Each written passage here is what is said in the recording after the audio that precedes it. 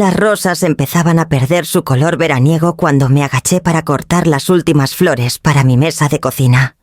Octubre siempre había sido mi mes favorito, el aire fresco lo suficientemente cortante para recordarme que estoy viva, y las hojas esparcidas por el césped, como si un pintor hubiera sido descuidado con su pincel. Tarareaba un viejo bolero cuando escuché el crujido de las llantas en la grava. Me enderecé lentamente limpiándome la tierra del delantal y vi una camioneta plateada estacionarse en mi entrada. Debería haberme sentido aliviada. Era el coche de mi hijo familiar, tras años de visitas dominicales y llegadas en días festivos. Pero algo en el portazo de las puertas me inquietó. No era el sonido relajado de la familia llegando a casa. Era urgente, cortante, definitivo. Cuando di la vuelta hacia el frente ya estaban en el porche. Adrián parecía agotado con la corbata torcida y ojeras marcadas. A su lado estaba Valeria, impecable como siempre, con los labios pintados y una chaqueta de diseño impecable, a pesar de la hora temprana. A sus pies 2 maletas grandes reposaban como declaraciones silenciosas. Mamá dijo a Adrián con la voz quebrándose: «Necesitamos hablar». Abrí la puerta y los invité a pasar, aunque un nudo de temor se formó en mi estómago. El piso de madera resonó bajo sus pasos. Los ojos de Valeria recorrieron mi sala no con calidez, sino con un cálculo frío. Adrián se hundió en el viejo sillón de mi esposo como si el peso del mundo lo aplastara. Valeria se quedó de pie con una mano perfectamente arreglada sobre el asa de una maleta. «Vendimos la casa», empezó Adrián esquivando mi mirada. Sentí el café en mi estómago volverse ácido. «¿Qué casa?», pregunté, aunque ya lo sabía. «La nuestra, en la calle Jardín». Su voz era baja, derrotada. Las palabras flotaron como humo. Recordé pintar esas paredes, plantar ese jardín, invertir mis ahorros de jubilación, C400.000, en el enganche. Esa casa era más que un edificio. Era su futuro. Antes de que pudieras hablar, Valeria intervino con un tono seco, casi triunfante.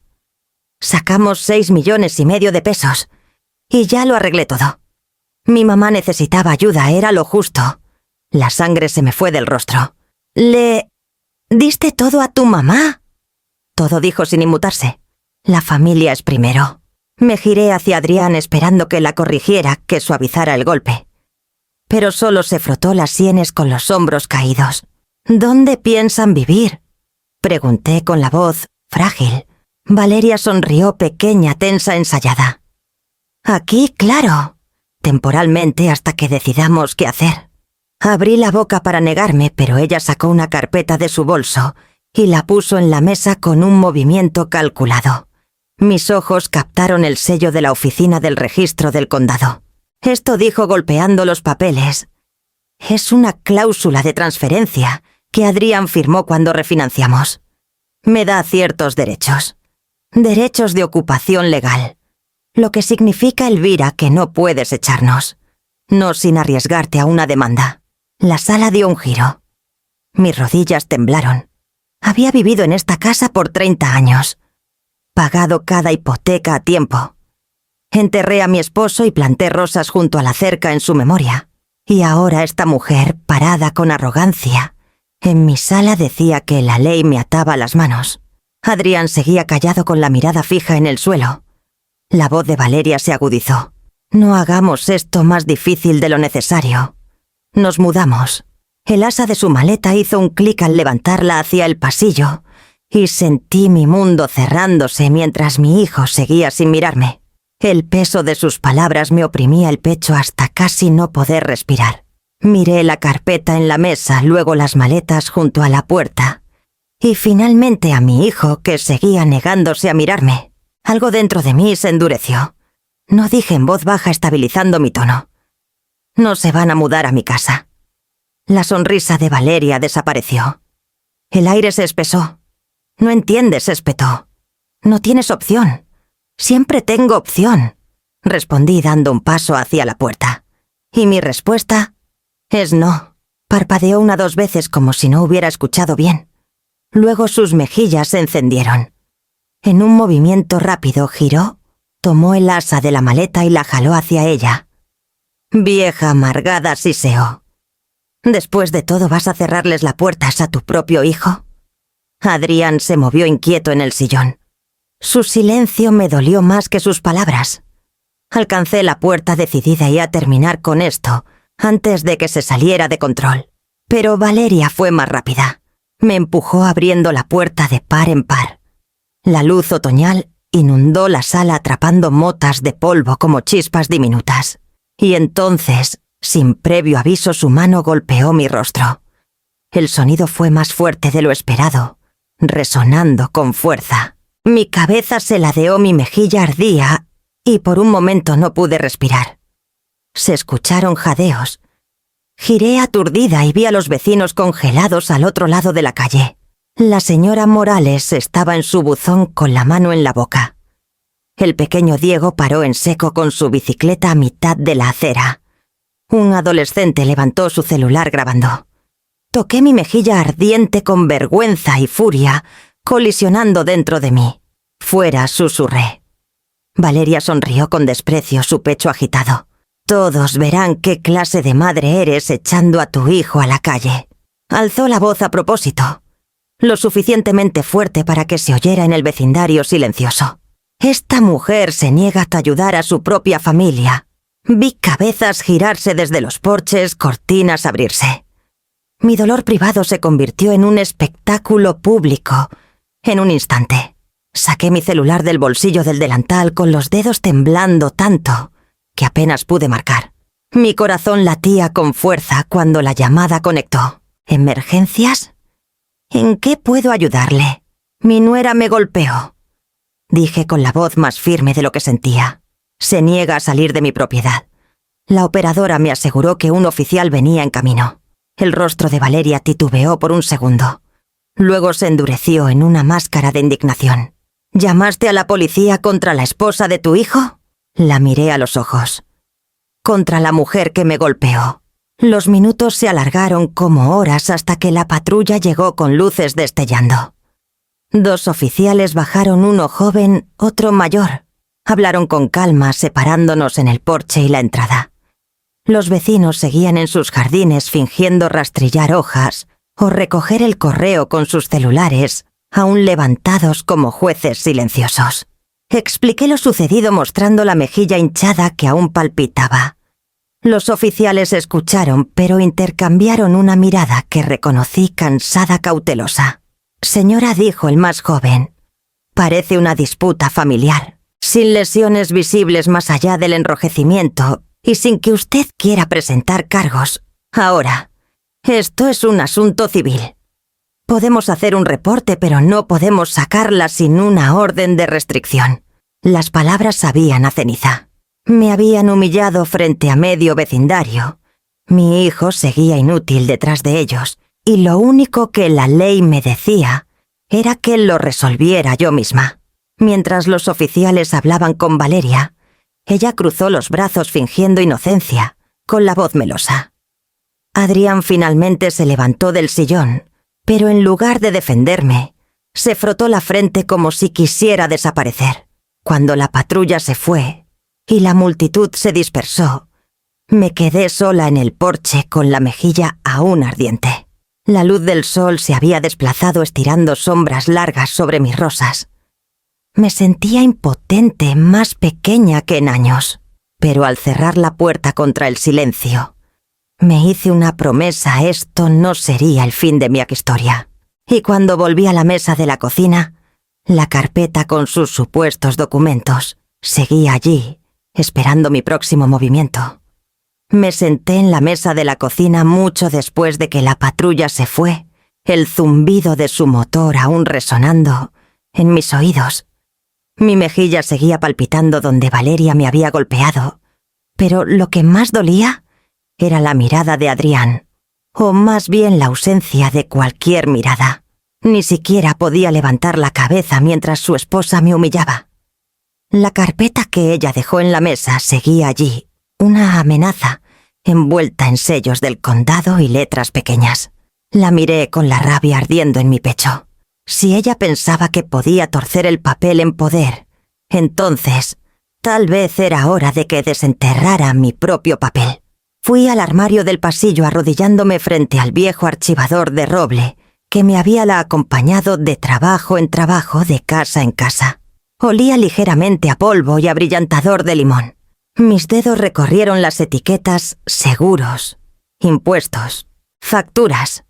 Adrián. Dudé, luego abrí el cajón. Dentro había sobres de Manila, cada uno lleno de años de documentos. Mis manos temblaban ligeramente al abrir el marcado «Compra de casa de Adrián. Calle Jardín». No lo había mirado en años. Ahí estaba, justo donde lo dejé. La letra de cambio. Mi aliento se detuvo al desplegar las páginas arrugadas. Recordé el día que las firmamos en la oficina del abogado. Le había ofrecido C400.000 de mis ahorros de jubilación para ayudar con el enganche. Quería dárselo como regalo, pero él insistió, mi Adrián tan sincero entonces. «Mamá, debería ser un préstamo», había dicho con los ojos brillando. «Quiero devolverte el dinero. Quiero hacer esto bien». Y así lo hicimos. El documento lo dejaba claro. C400.000, 5% de interés anual. Pagos comenzando un año después de la compra. Su firma estaba al final fuerte y confiada con la cursiva pulcra de Valeria a su lado. Mi propio nombre estaba encima de ellos, testigo del acuerdo. Tracé la tinta con mi dedo con el calor subiendo en mi pecho. Habían vendido esa casa sin devolverme un centavo. Sin siquiera mencionar el préstamo. No solo me habían traicionado como madre. Habían roto un contrato. Por primera vez en todo el día mis labios se curvaron en algo parecido a una sonrisa. Puse la nota con cuidado en la mesa y alcancé el teléfono. Mis manos estaban más firmes ahora mientras marcaba un número que no había usado en años. «¿Oficina de Jaime Torres?», respondió la voz de una mujer. «Soy Elvira Mendoza», dije sorprendida por la fuerza en mi tono. «Necesito hablar con él sobre un asunto relacionado con la casa de mi hijo». Hubo una pausa. Luego la familiar voz grave sonó en la línea. «Elvira, ha pasado mucho tiempo. ¿Qué puedo hacer por ti?». Le expliqué todo: la venta de la casa, el golpe, la afirmación de derechos legales. Le conté sobre los 6,5 millones de pesos entregados a la madre de Valeria y cómo me habían dejado parada en la entrada de mi propia vida, como una intrusa. Cuando terminé, Jaime guardó silencio por un largo momento. Luego carraspeó. «Todavía tienes esa letra de cambio, ¿verdad?». «Así es», dije con mi mano descansando protectoramente sobre el papel doblado. «Bien. Esa nota no es solo un recuerdo. Elvira, es una ventaja.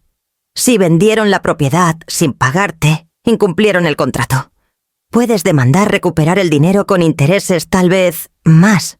No subestimes el peso de tu propia firma». Las palabras cayeron como un salvavidas. Por primera vez desde que empezó esta pesadilla, sentí algo más que miedo o vergüenza. Sentí posibilidad. Jaime, susurré con la garganta apretada. «¿De verdad crees que puedo ganar?». «No solo lo creo», dijo con firmeza. «Lo sé. Pero tendrá un costo. Estarás llevando a tu propio hijo y a su esposa a la corte. Tienes que decidir si estás lista para eso». Cerré los ojos, la imagen de la cabeza inclinada de Adrián destellando ante mí. El niño que crié, el hombre que pensé que conocía. Y Valeria parada con arrogancia en mi sala con su maleta. Cuando abrí los ojos, la nota seguía en la mesa, sólida e innegable. Y supe que esto no era el fin. Era el comienzo. La mañana después de mi llamada con Jaime Torres, estaba en la ventana de la cocina con una taza de café tibio mirando la calle silenciosa. Los arces que bordeaban nuestra cuadra soltaban sus hojas esparciendo rojos y dorados por los jardines. Todo parecía tranquilo, ordinario. Nada como el escenario de la humillación de ayer. Un golpe en la puerta me sobresaltó. Al abrir, ahí estaba la señora Morales envuelta en su chal. Sus ojos buscaron mi rostro antes de posarse en la marca aún visible en mi mejilla. Elvira, dijo suavemente, «Vi todo ayer». Mi instinto fue retroceder, negar, cubrir la vergüenza como una mancha. Pero sus ojos no tenían juicio, solo preocupación. «No sé qué decir», murmuré. No necesitas decir nada, respondió ella. Pero debes saber que lo tengo grabado. Mi nieta estaba filmando con su celular cuando pasó. El suelo pareció estabilizarse bajo mis pies. Prueba. Algo más allá de mi palabra contra la de Valeria. La señora Morales tocó mi brazo con suavidad. Si lo necesitas, te lo envío, y testificaré si es necesario. Tragué con fuerza, abrumada por una gratitud que no esperaba. Gracias, susurré. Esa tarde los López de al lado también pasaron. El señor López, normalmente reservado, carraspeó incómodo. Elvira, no me gusta meterme, pero mi esposa y yo estábamos afuera ayer. La vimos golpearte. Si alguien pregunta, lo confirmaremos. Su esposa asintió con firmeza. Nadie merece eso.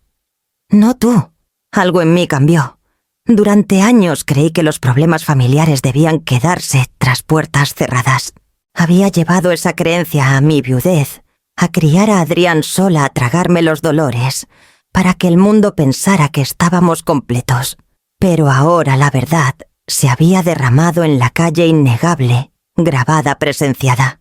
Y en lugar de condena recibí apoyo. Esa noche me senté en mi escritorio con un cuaderno de espiral. Dibujé una línea en el centro de la primera página, fecha a un lado, incidente al otro. Luego comencé a escribir. 12 de octubre. Adrián y Valeria llegaron con maletas. Anunciaron la venta de la casa. 6,5 millones de pesos entregados a la madre de Valeria. Exigieron vivir aquí. 12 de octubre. Valeria me abofeteó frente a testigos. Reporte policial presentado. Los oficiales dijeron que es un asunto civil. Las palabras me estabilizaron mientras escribía. Pasé la página y añadí más. Cada llamada, cada mensaje, cada interacción de ahora en adelante sería registrada. No más sombras. No más olvidar o minimizar. El teléfono vibró justo cuando cerré el cuaderno. Un mensaje de Adrián: mamá. Necesitamos hablar. Valeria dice que exageraste. No hagamos esto más grande de lo que es. Miré la pantalla con furia y tristeza, anudándose en mi pecho. No respondí. En cambio, copié el mensaje en mi cuaderno palabra por palabra. La línea entre lo privado y lo público se había difuminado, pero tal vez ahí estaba mi fuerza. La familia me había fallado, pero la comunidad, vecinos, testigos, incluso mi abogado, estaban dando un paso al frente donde la sangre había flaqueado. Cuando guardé el cuaderno en el archivador junto a la letra de cambio, sentí algo nuevo zumbando bajo el dolor. Preparación. Ya no era solo la viuda que cuidaba rosas. Era la mujer construyendo un caso. Y al apagar la lámpara y dirigirme a la cama, supe que la pelea ya no era solo por mantener mi casa. Era por recuperar mi dignidad. Pasaron 3 días antes de que volviera a saber a Adrián. Había sido cuidadosa al mantener las cortinas cerradas, alerta ante la sombra de Valeria, cruzando mi porche, pero cuando finalmente tocaron, era solo él. Estaba en el escalón con las manos hundidas en los bolsillos, las líneas alrededor de sus ojos más marcadas de lo que recordaba. Mamá dijo en voz baja: ¿podemos hablar? Lo dejé entrar aunque mi cuerpo se tensó. Esta vez no se sentó en el sillón de su padre. Se quedó cerca de la puerta como un invitado que había perdido el derecho a sentirse en casa. Solo unas semanas empezó con la voz baja suplicante. Eso es todo lo que pedimos. Hasta que resolvamos las cosas. No seremos una carga. Detrás de él la puerta crujió, y Valeria entró como si hubiera estado esperando su momento. Sus tacones resonaron en la madera y en un instante estaba inspeccionando la sala con el celular levantado. El obturador hizo clic mientras fotografiaba la sala, luego el pasillo. Su mirada evaluando como agente inmobiliario, calculando metros cuadrados. ¿Qué haces?, pregunté con brusquedad. Solo estoy viendo cómo es el espacio, dijo con una sonrisa burlona. Si vamos a estar aquí un tiempo más, vale que sepa con qué estoy trabajando. Adrián hizo una mueca, pero no dijo nada. Me erguí. No, no se van a mudar. Ni por semanas, ni por días, ni en absoluto. Los hombros de Adrián se hundieron. Mamá, por favor, No tenemos a dónde ir. El motel es caro y Valeria... Se interrumpió mirándola luego a mí. Solo necesita tiempo. Ella ha tenido tiempo. Dije fríamente. Tuvo 6,5 millones de pesos de tiempo. Y ahora estás en mi cocina pidiéndome que pague por sus errores. Valeria bajó el celular, su sonrisa volviéndose quebradiza. Somos familia Elvira. No puedes simplemente echarnos. La gente hablará. Que hable, dije con la voz más firme de lo que sentía. Esta es mi casa. Trabajé 30 años por ella. No tienen derecho a ella. El silencio se alargó pesado como piedra. Adrián se frotó la nuca, sus ojos saltando entre nosotras. Parecía más pequeño de lo que nunca lo había visto, como el niño que solía esconderse detrás de mí, cuando el mundo se sentía demasiado grande. Solo que ahora se escondía detrás de ella. ¿Por qué dejas que ella hable por ti? Pregunté suavemente. Él se estremeció, pero su respuesta fue apenas un susurro. Porque es más fácil. Las palabras dolieron más que la bofetada.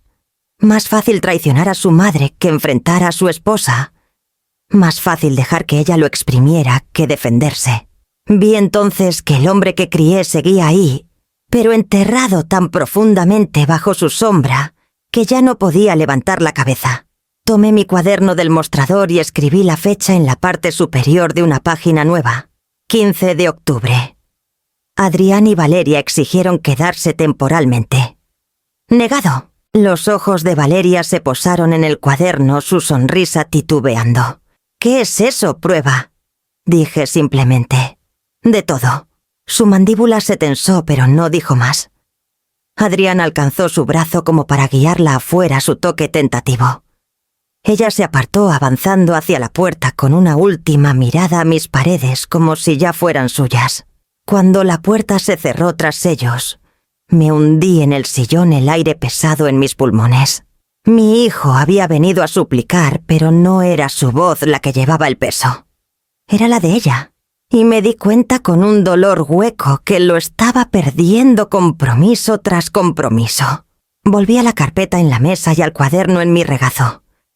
Si él no se protegía ni a mí, entonces tendría que hacerlo sola. A la mañana siguiente de que Adrián y Valeria se fueran de mi puerta, me reuní con Jaime Torres en su oficina en el centro. La placa de bronce en la puerta estaba desgastada por años de uso, pero entrar se sintió como pisar terreno firme. Jaime ya estaba esperando con una taza de café servida y una libreta amarilla abierta en su escritorio. Elvira dijo mientras me sentaba: hiciste lo correcto al llamarme. Me tomé la libertad de contratar a un investigador privado. Si hay un rastro que seguir, él lo encontrará. La palabra investigador me inquietó. Sonaba demasiado dramático, como algo sacado de una novela policíaca.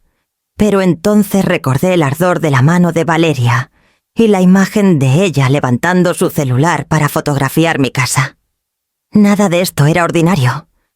Jaime deslizó una carpeta por el escritorio. Hallazgos preliminares. Prepárate. La abrí con los dedos rígidos. Dentro había hojas de cálculo, estados de cuenta, bancarios y fotos. La primera página casi detuvo mi corazón. Transferencia bancaria C3000.000, destinatario Boutique Encanto. Nuevo S.A. Fruncí el ceño. ¿Qué es esta boutique? Ese es el asunto. Dijo Jaime sombríamente. No existe. Sin local, sin empleados, sin licencia comercial. Es una fachada. El investigador cree que es una tapadera para lavado de dinero, o simplemente un negocio falso que Valeria usó para canalizar el dinero. Pasé la página. Compras de joyería de lujo, collares, anillos, relojes. Cifras de 5 dígitos en una sola tienda en Guadalajara. Luego recibos de retiros en spas en Cancún. Facturas por detallado de autos, mejoras interiores, asientos de cuero importado. Cada número más pesado que el anterior. Y luego el golpe final. Transferencia bancaria. C500.000, destinataria. Amalia Vargas. Miré el nombre fijamente. ¿Quién es Amalia Vargas? Jaime se recostó en su silla. La madre de Valeria. Apreté la carpeta con más fuerza a mi pulso, latiendo en mis oídos. 6,5 millones de pesos desaparecidos. no en una hipoteca, facturas médicas o colegiaturas. Gastados en joyas, viajes a spas, una boutique fantasma y la cuenta de su madre. No es solo irresponsabilidad, susurré. Es robo. Fraude, corrigió Jaime suavemente. Y posiblemente conspiración dependiendo de lo que descubramos sobre la participación de la madre. Mis ojos se nublaron mientras volvía a escanear las páginas. La firma de Adrián aparecía en algunas autorizaciones, pero la letra contaba su propia historia, titubeante, apretada. La de Valeria era audaz, amplia, decisiva. ¿Ves esto? Pregunté presionando mi dedo contra los papeles. No solo gastó, orquestó, planeó cada centavo, y Adrián, mi pequeño, solo la dejó. La expresión de Jaime se suavizó, pero su voz fue firme. Sé que es doloroso, Elvira, pero esto es la verdad. Y la verdad es nuestro mejor aliado. Cerré la carpeta con cuidado como si pudiera quemarme la piel si la manejaba demasiado tiempo. Mi mente repasó cada momento de la última semana. Valeria sonriendo con arrogancia en mi sala levantando su celular, como si ya estuviera redecorando, abofeteándome a la luz del sol, mientras los vecinos miraban. Todo tenía sentido ahora. Nada de eso fue desesperación. Fue arrogancia calculada y sin piedad. Pensé en Adrián entonces, sus ojos bajos y su suave súplica por solo unas semanas. ¿Estaba ciego? ¿O era cómplice? Esa pregunta me carcomía afilada e implacable. Jaime carraspeó. Mantendré al investigador en esto.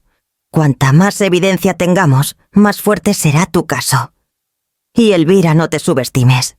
No estás indefensa aquí. Por primera vez le creí. No porque la pelea fuera fácil, sino porque ahora tenía la prueba. La carpeta en mis manos no era solo papel. Era un escudo, tal vez, incluso un arma. Cuando salí de la oficina de Jaime al fresco aire de octubre, con la carpeta apretada contra mi pecho, sentí su peso estabilizándome. Adrián podría haberse rendido, pero yo no lo haría. Y al deslizarme en mi coche supe que esta batalla apenas comenzaba. 2 días después de que Jaime me entregara la primera carpeta, llamó de nuevo. Su voz era firme, pero algo en ella me hizo aferrar el teléfono con más fuerza. Elvira, dijo, nuestro investigador encontró más. Deberías venir. Conduje al centro con el estómago en nudos, la carpeta del desastre financiero, aún en el asiento del copiloto.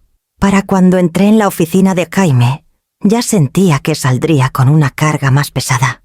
Deslizó una segunda carpeta por el escritorio. Esto puede ser más difícil que lo primero. Dentro había fotos no estados de cuenta esta vez. Imágenes borrosas de vestíbulos de hoteles, restaurantes, terminales de aeropuertos.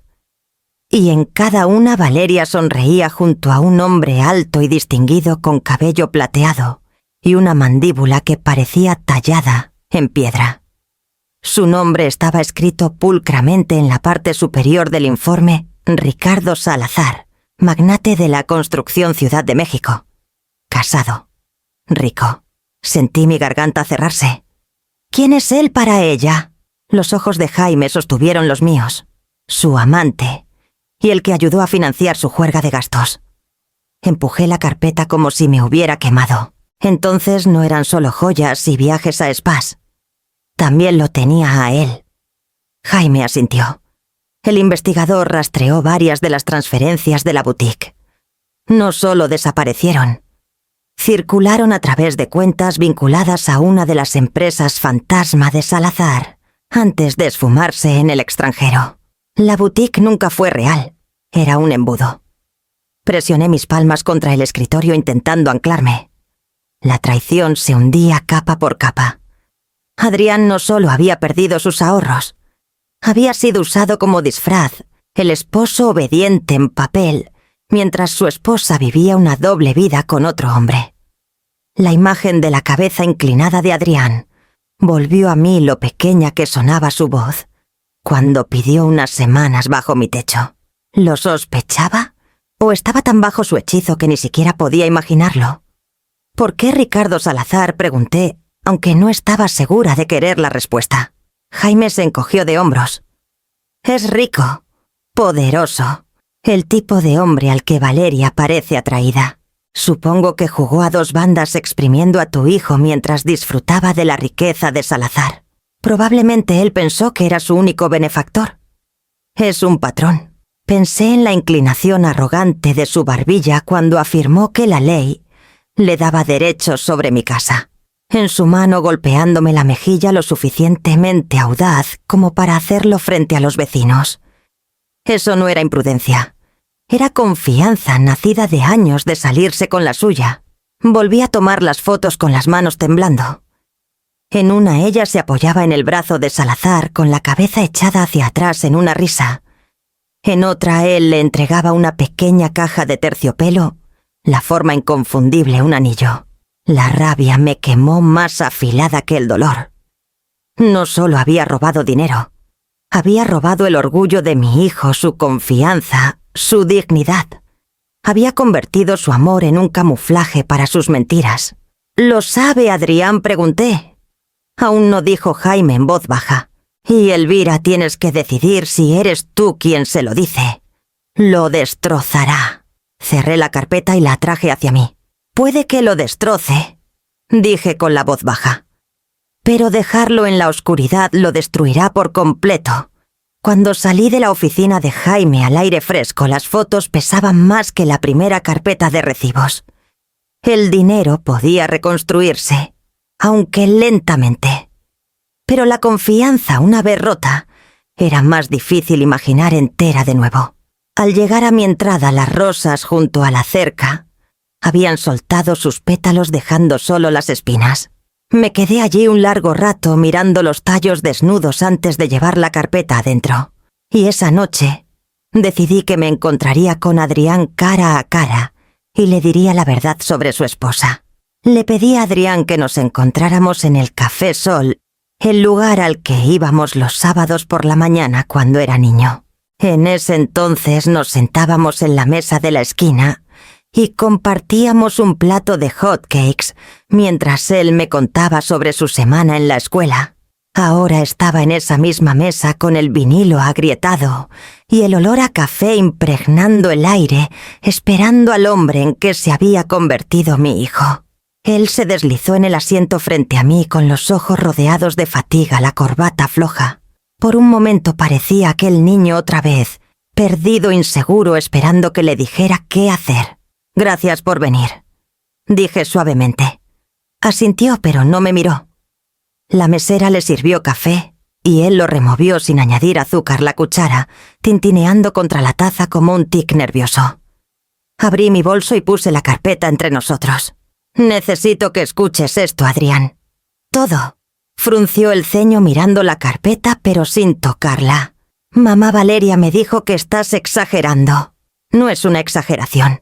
Deslicé la primera página hacia él, la transferencia de 3 millones de pesos a una boutique que nunca existió. Sus ojos la escanearon, su mandíbula se tensó. Le mostré los recibos de joyas, viajes a spas, la transferencia de 500.000 pesos a la madre de Valeria. Y finalmente las fotos de Valeria con Ricardo Salazar.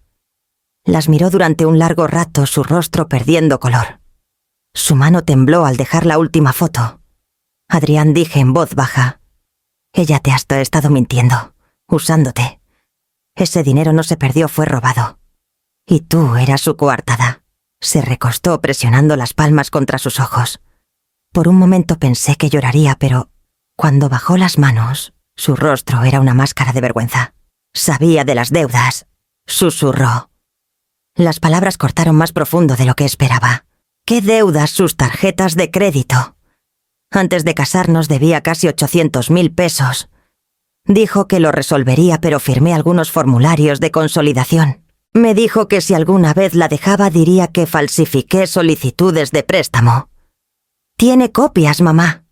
Su voz se quebró. «Y tiene razón. Lo hice. Sobreestimé mis ingresos una vez, solo una, para que nos aprobaran nuestro primer coche. Me dije que no hacía daño, pero Valeria nunca me dejó olvidarlo». Extendí la mano sobre la mesa cubriendo la suya. «Adrián, eso no es inofensivo. Pero tampoco vale la pena sacrificar tu vida por ello. ¿Me escuchas?» Ella está usando tu error para mantenerte encadenado. Sacudió la cabeza con los ojos brillando. Estoy tan avergonzado. No puedo creer que dejé que llegara tan lejos. Llegó tan lejos porque ella se aseguró de que te sintieras atrapado. Pero no lo estás. Tienes una opción. Puedes decir la verdad y asumir la responsabilidad, o puedes seguir dejando que te arrastre hacia abajo. Su voz apenas se oía. «¿Y si lo pierdo todo? Todavía me tendrás a mí», dije con firmeza. «Pero si te quedas con ella te perderás a ti mismo». Nos quedamos en silencio mientras el café se llenaba con el murmullo de otras vidas. Él miraba su taza con los hombros encorvados, como si el peso de su vergüenza pudiera aplastarlo. No insistí más. El ultimátum estaba dado. Elegiría la verdad o seguiría ahogándose en sus mentiras. Cuando finalmente nos levantamos, parecía mayor de lo que sus años indicaban, pero había un destello en sus ojos que no había visto en meses reconocimiento. Y mientras volví a mi a mi coche sosteniendo la carpeta vacía, supe que el próximo movimiento lo decidiría todo. Después del café supe que esperar a que alguien más me protegiera ya no era una opción. Adrián estaba perdido en su vergüenza, demasiado enredado en el agarre de Valeria para defenderse o defenderme. Si iba a sobrevivir esta tormenta, tenía que convertirme en mi propio muro. A la mañana siguiente llamé a un cerrajero. Para la tarde, todas las cerraduras de mis puertas habían sido reemplazadas por unas de latón pesado y brillante. Un nuevo cerrojo se deslizó en su lugar con un peso satisfactorio. Ordené un sistema de seguridad completo, detectores de movimiento, una alarma conectadas a la policía y cámaras fijas en el porche, la entrada y el patio trasero. Cuando el técnico me mostró cómo verificar la transmisión desde mi celular, sentí una extraña mezcla de orgullo y dolor. Orgullo porque estaba tomando acción. Dolor porque tenía que fortificar mi casa como si estuviera bajo asedio por mi propia familia. Por primera vez en años al irme a la cama, no solo giré la cerradura. Activé el sistema viendo la luz verde brillar constante. La casa zumbaba con nuevas defensas, como si ella también hubiera decidido que no sería intimidada más. No pasó mucho tiempo antes de que llegara la prueba. 3 noches después, justo después de las 6 de la mañana, un golpe furioso hizo temblar mi puerta principal. Me senté en la cama con el corazón acelerado y abrí la transmisión de la cámara en mi celular. Ahí estaba Valeria.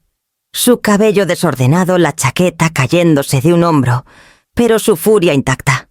Golpeó las palmas contra la puerta, su boca torciéndose en gritos que el vidrio no podía bloquear.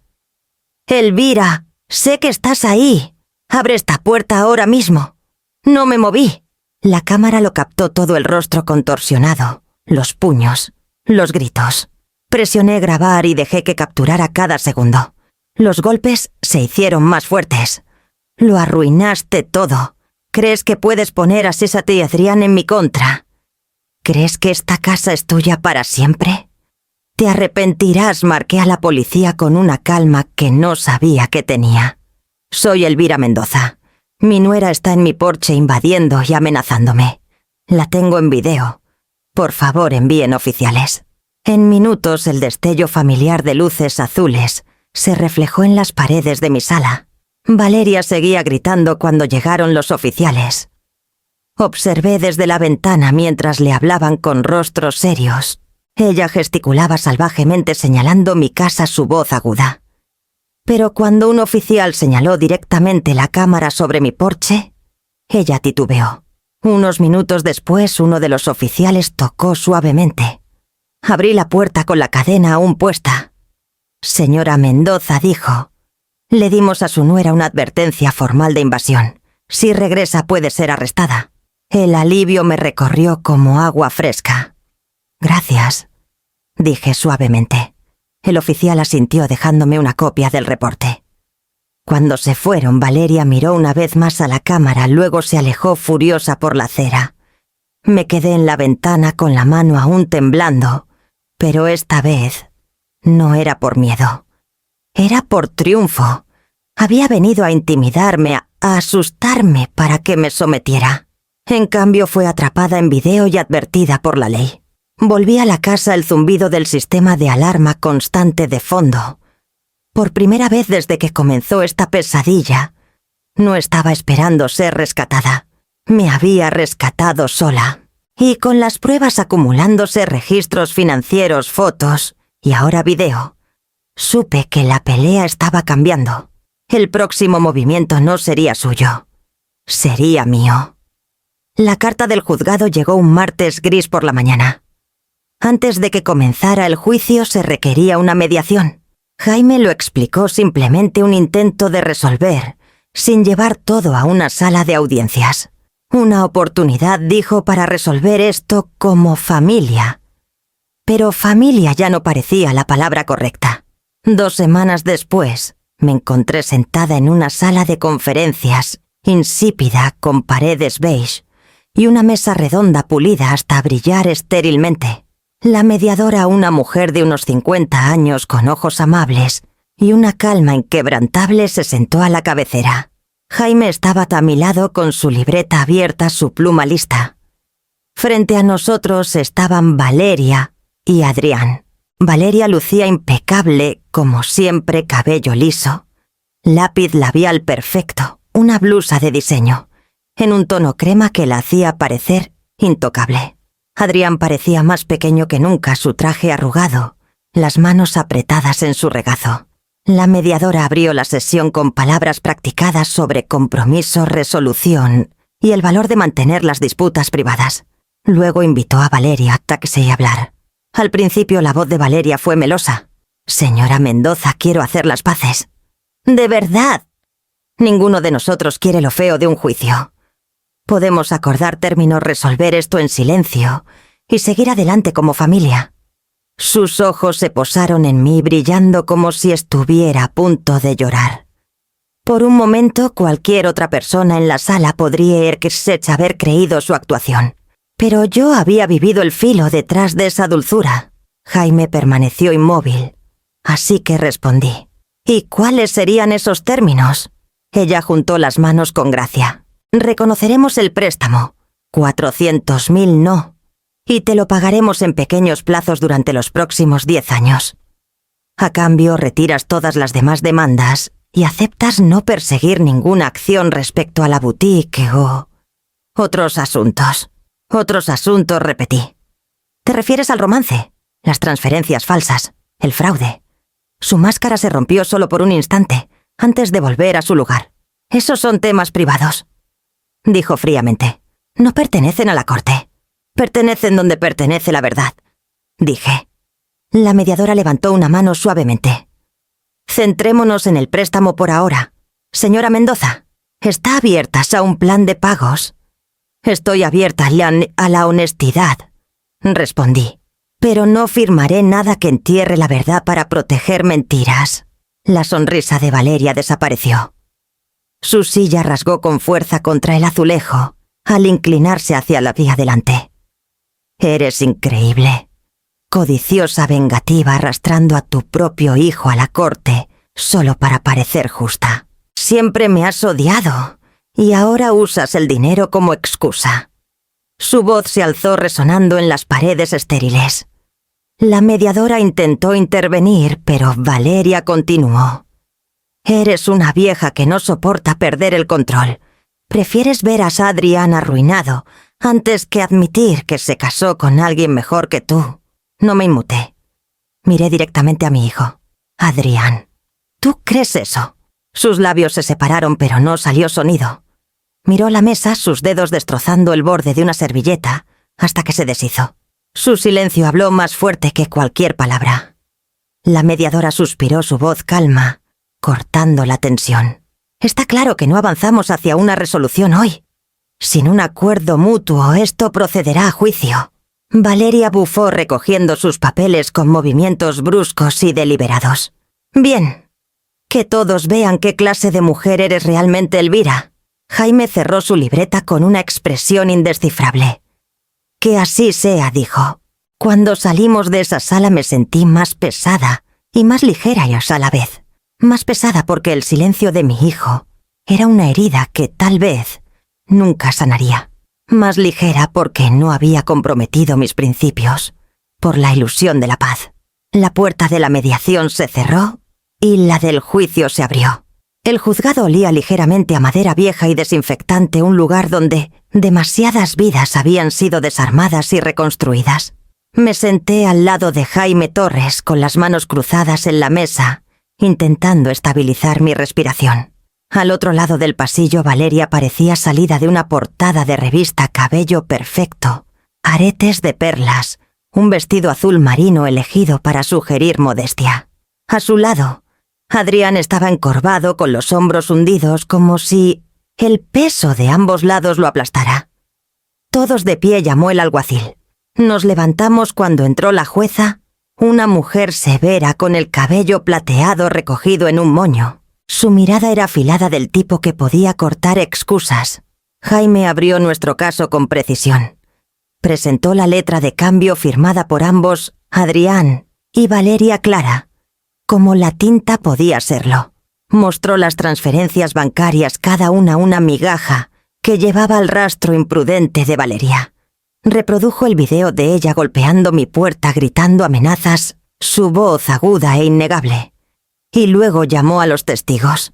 La señora Morales testificó primero con su voz tranquila, describiendo la bofetada que vio en mi porche. Los López siguieron confirmando cada palabra. Su honestidad sencilla pesaba más que cualquier floritura de abogado. Luego Jaime llamó a Ricardo Salazar. La sala cambió cuando él entró, alto, de hombros anchos, el tipo de hombre que parecía nacido para llenar un espacio. Pero sus ojos estaban bajo su voz apagada mientras levantaba la mano derecha y juraba decir la verdad. «Señor Salazar», comenzó Jaime, «¿puede describir la naturaleza de su relación con la señora Valeria Harlan Mendoza?» Una pausa y luego la verdad cayó como piedra. «Tuvimos un romance». El aire en la sala pareció desvanecerse. La cabeza de Adrián se alzó. Su boca se abrió, pero no dijo nada. Los labios de Valeria se apretaron en una línea, pero la máscara de calma aún se aferraba a su rostro. Jaime continuó. Durante este romance, ¿le proporcionó a la señora Mendoza regalos o apoyo financiero? Sí, admitió Salazar. Joyas, vacaciones, efectivo. Ella me dijo que su esposo era distante, su suegra hostil. Dijo que estaba atrapada en un matrimonio sin amor. Valeria se movió en su asiento, su compostura tambaleándose. ¿Y la inversión en la boutique?, preguntó Jaime. Salazar carraspeó. Me dijo que era un proyecto conjunto, pero no había boutique. Era una fachada. Me pidió que canalizara dinero a través de una de mis empresas. Lo hice porque... Dudó mirando a Valeria antes de bajar la mirada. Porque creí sus mentiras. Jaime se inclinó ligeramente hacia atrás. Entonces confirma que la boutique era fraudulenta. Sí. Se escucharon jadeos en la sala. Apreté el borde de la mesa, mi corazón latiendo, no por sorpresa, sino porque la verdad que había cargado sola por tanto tiempo ahora estaba a la vista innegable. Cuando fue tras el turno de Valeria, su abogado la guió al estrado. Al principio fue suave, controlada su voz, goteando falsa humildad. Habló de malentendidos, tensiones familiares, una suegra dominante que torcía las cosas a su favor. Pero bajo el contrainterrogatorio, las preguntas de Jaime cortaron su historia. ¿Firmó esta letra de cambio? Sí, pero... ¿Transfirió 500.000 pesos a su madre? Sí, pero fue un regalo. Le dijo al señor Salazar que su esposo era abusivo. Silencio. La máscara se rompió. Sus ojos brillaron de furia. Sus palabras salieron demasiado rápido. Era débil. Nunca me dio la vida que merecía. Y tú, me señaló su voz subiendo. Lo envenenaste contra mí desde el principio. La jueza golpeó su mazo. Contrólese, señora Mendoza. Pero el daño estaba hecho. La esposa, calma y compuesta, se había fracturado ante los ojos de todos. Me quedé congelada, vindicada y devastada hecha a la vez. Vindicada porque la verdad, finalmente, había roto. Devastada porque mi hijo, mi único hijo, estaba encorvado entre las mentiras de su esposa y la lucha de su madre, y vi cuánto deseaba desaparecer. Cuando la corte se suspendió por el día, las palabras finales de la jueza resonaron en mi mente. Continuaremos mañana para los argumentos finales. Mientras me levantaba con las rodillas temblando, supe que el mañana decidiría más que dinero. Decidiría si mi hijo finalmente vería la verdad o permanecería ciego para siempre. La sala estaba más fría la mañana siguiente, aunque tal vez solo era yo temblando, mientras cruzaba las manos en mi regazo. El aire se sentía demasiado quieto, el zumbido de las luces fluorescentes demasiado agudo. Adrián estaba al otro lado del pasillo con los hombros caídos. Valerias a su lado susurrando frenéticamente al oído de su abogado. La jueza entró su túnica fluyendo al tomar su asiento. Todos nos levantamos, luego nos sentamos, el silencio pesando como un peso. Ella ordenó sus papeles, ajustó sus lentes y comenzó. He revisado los testimonios, los documentos y las pruebas presentadas, dijo. Su voz era firme, pero mi corazón se aceleraba con cada palabra. Este caso no es solo una disputa familiar. Se trata de obligaciones legales que fueron ignoradas deliberadamente y un fraude financiero que no puede excusarse por relaciones personales. Valeria se movió en su asiento con la barbilla levantada como si pudiera desafiar el juicio mismo. Las manos de Adrián retorcían el dobladillo de su chaqueta, sus nudillos pálidos. La jueza continuó. La letra de cambio firmada por ambos acusados es válida y ejecutable.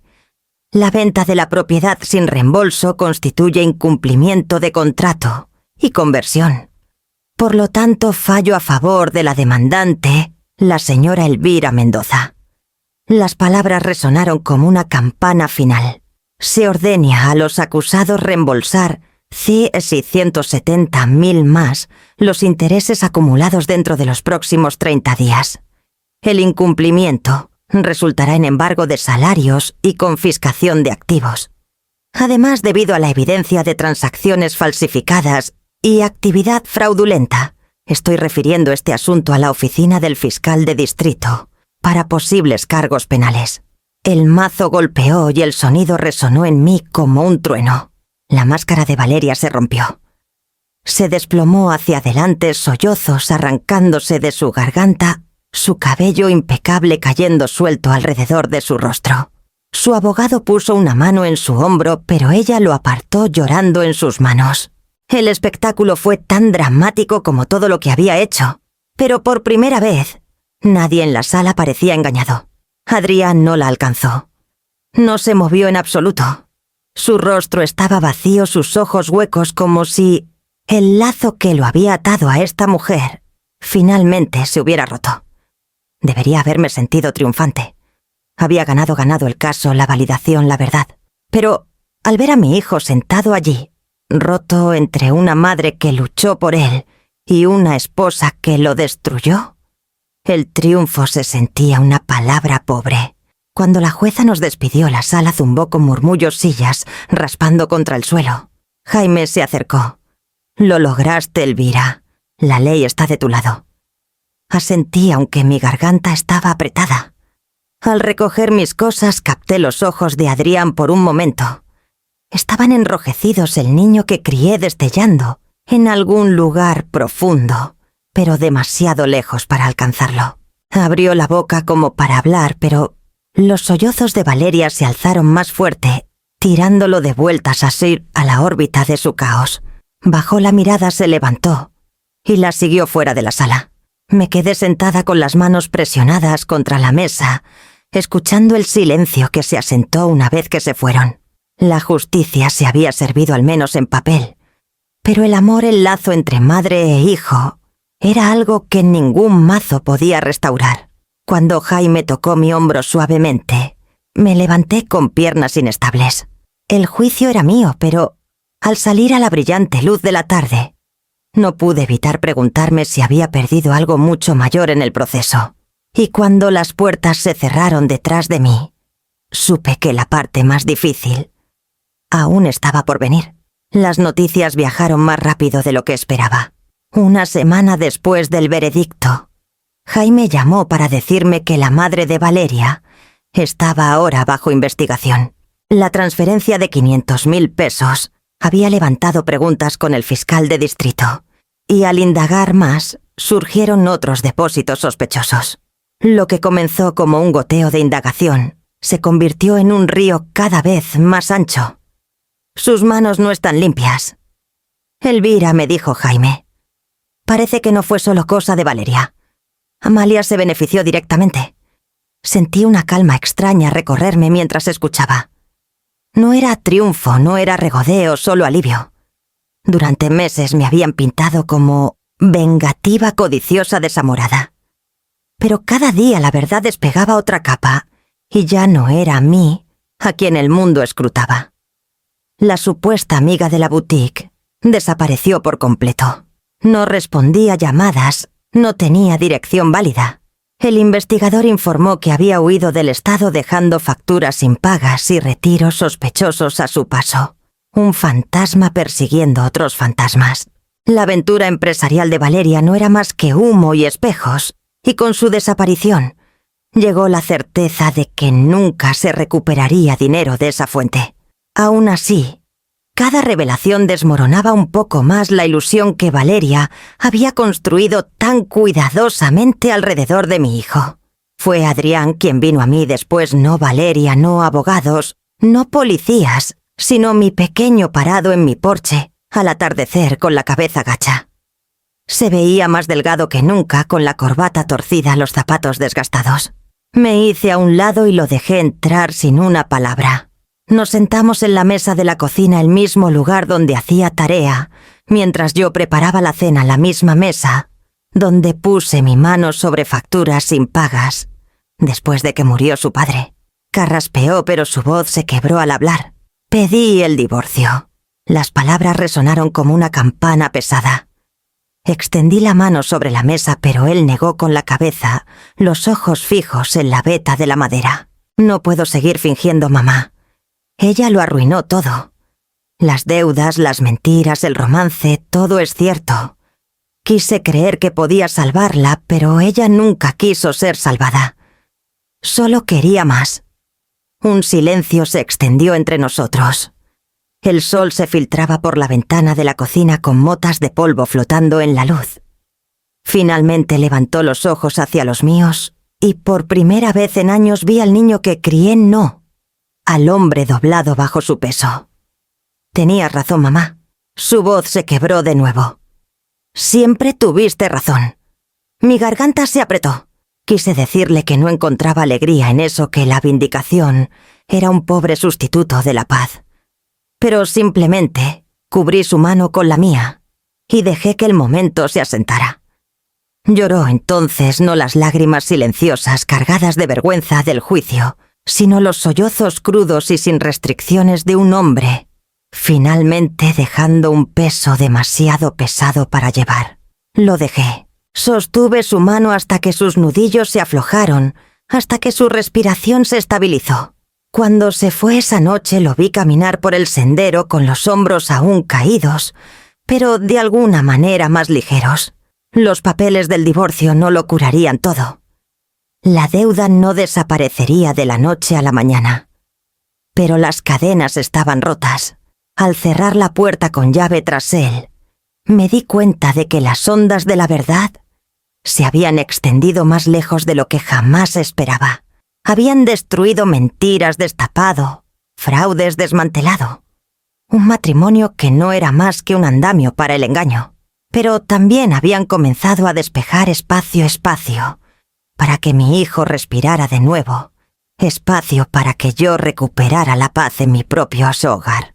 La destrucción era real, pero también lo era la liberación. Y mientras caía la noche al otro lado de la calle, supe que la historia aún no estaba terminada. Por primera vez en meses desperté a un silencio que no estaba cargado de temor.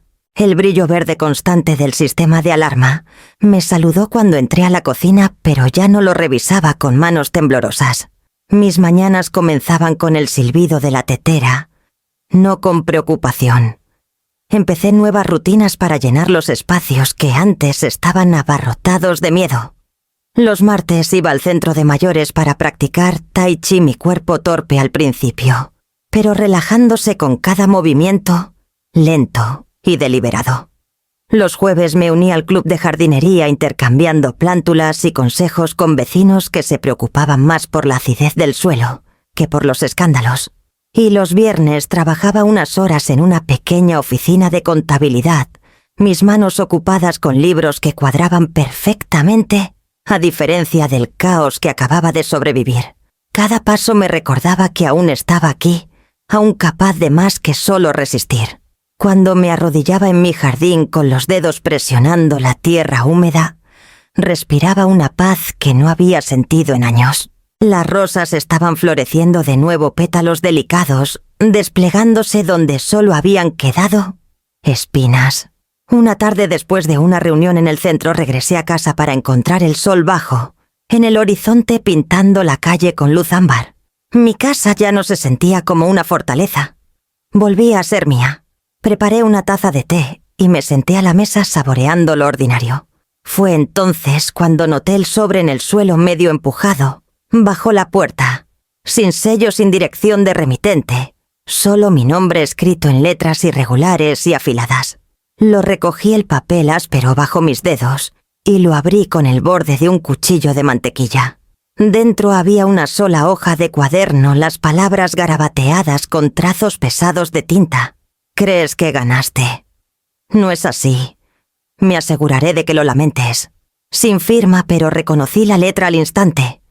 Los ángulos afilados, la presión furiosa de cada letra. Era Valeria.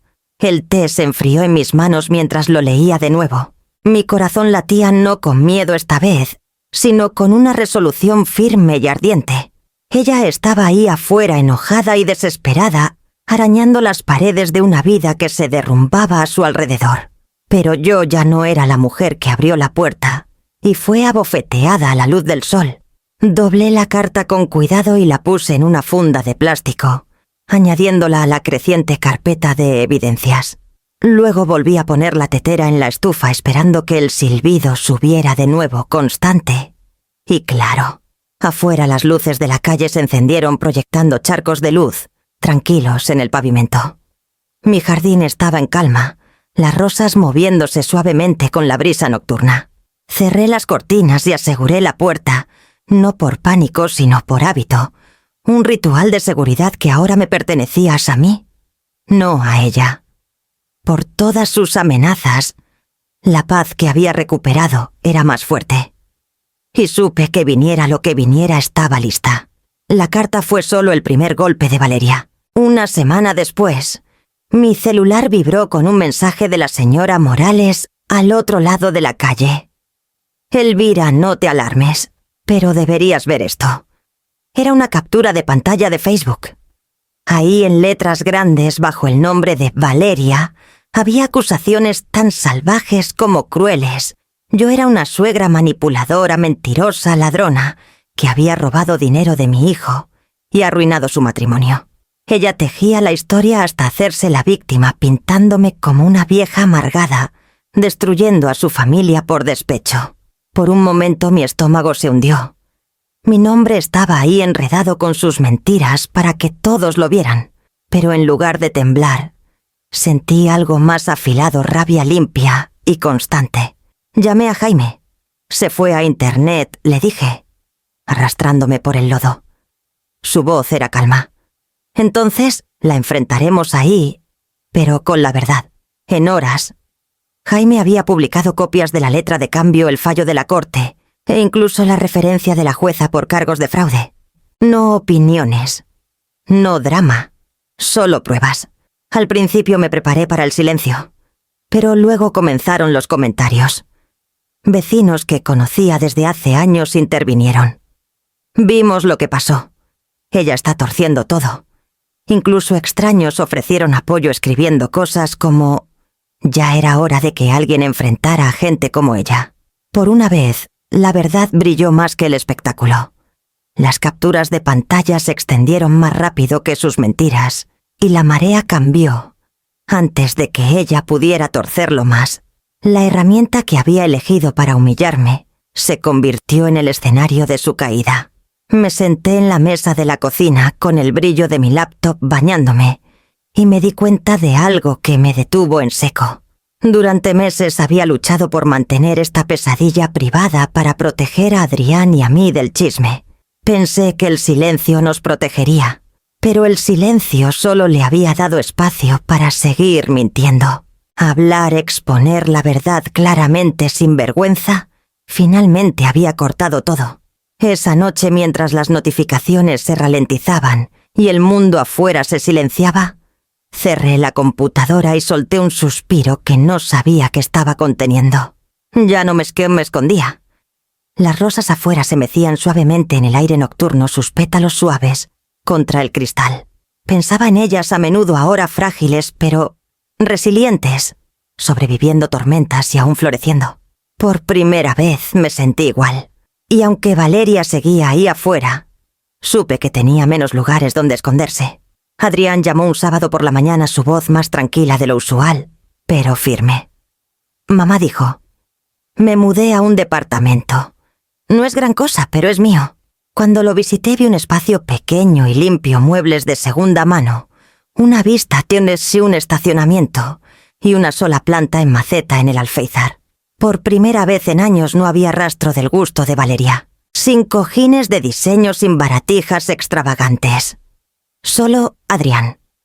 «Te enviaré un cheque cada mes», me dijo deslizando un sobre en mi mano. «Puede tomar un tiempo, pero pagaré todo». Sus ojos sostuvieron los míos con una sinceridad que no había visto desde que era niño. Fiel a su palabra, el primer pago llegó la semana siguiente, con una letra pulcra en el sobre, su nombre firmado firmemente al final del cheque. No era la cantidad lo que importaba, era el compromiso, la prueba de que estaba recuperándose a sí mismo pedazo a pedazo. También había comenzado terapia. Al principio se resistía a contármelo, pero una noche durante la cena lo admitió con una pequeña sonrisa avergonzada. «Pensé que la terapia era debilidad», confesó, «pero se siente como...». Finalmente, respirar de nuevo. Con las semanas vi cambios en él. La mirada vacía en sus ojos se suavizó. Su risa vacilante al principio comenzó a regresar. Hablaba de trabajo, de arreglar su departamento, incluso de unirse a un gimnasio. Cada vistazo me recordaba al niño que crié, el que solía contarme cada detalle de su día en la escuela, mientras balanceaba las piernas bajo la mesa de la cocina. Compartíamos cenas en mi casa los domingos. La primera vez trajo un guisado quemado en los bordes, pero hecho con orgullo. Nos sentamos en la misma mesa que alguna vez cargó el peso de acusaciones, documentos judiciales y vergüenza, y ahora sostenía comida, risas y una esperanza cautelosa. Una noche, mientras recogíamos los platos, tomó mi mano. Mamá dijo suavemente: «No merezco tu perdón. No necesitas merecerlo», respondí. «Solo necesitas vivir diferente ahora. Eso es suficiente». En el silencio que siguió sentí algo que no me había permitido en mucho tiempo. Esperanza de que las cosas rotas podían repararse, tal vez, no perfectamente, pero fuertes, de nuevas maneras. Y mientras regaba las rosas a la mañana siguiente, supe que la historia no terminaba aquí.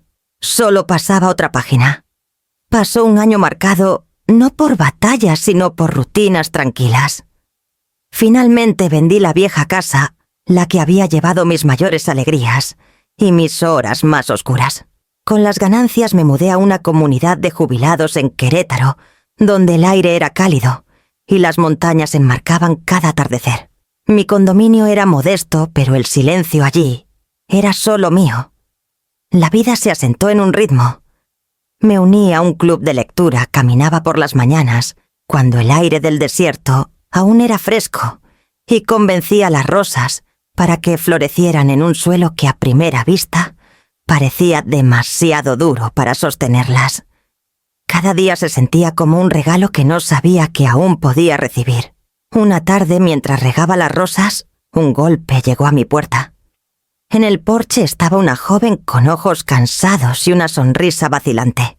Señora Mendoza preguntó suavemente: «Soy Julieta, la hermana de Valeria». Mi pecho se apretó, pero su voz no llevaba amenaza. Explicó rápidamente. Valeria había resurgido en Cancún usando las mismas tácticas de siempre, tejiendo historias para encantar a otro hombre rico, mientras vaciaba sus cuentas.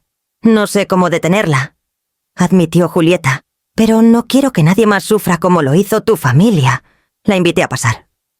Sobre tazas de té le conté todos los documentos del préstamo, los videos, el juzgado, incluso la campaña de difamación.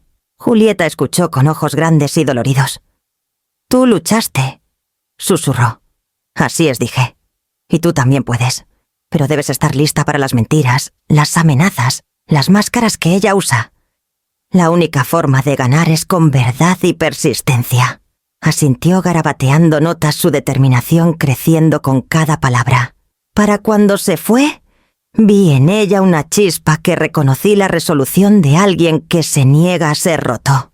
Cuando la puerta se cerró, volví a mis rosas. La brisa del desierto era cálida en mi rostro, llevando el aroma de la tierra y las flores que habían aprendido a prosperar, donde muchos pensaban que no podían. Yo también lo había hecho. Y mientras el cielo se sonrojaba con la última luz del día, presioné mi mano suavemente sobre un capullo de rosa que apenas comenzaba a abrirse, un recordatorio de que incluso después de las tormentas, la vida insiste en florecer de nuevo.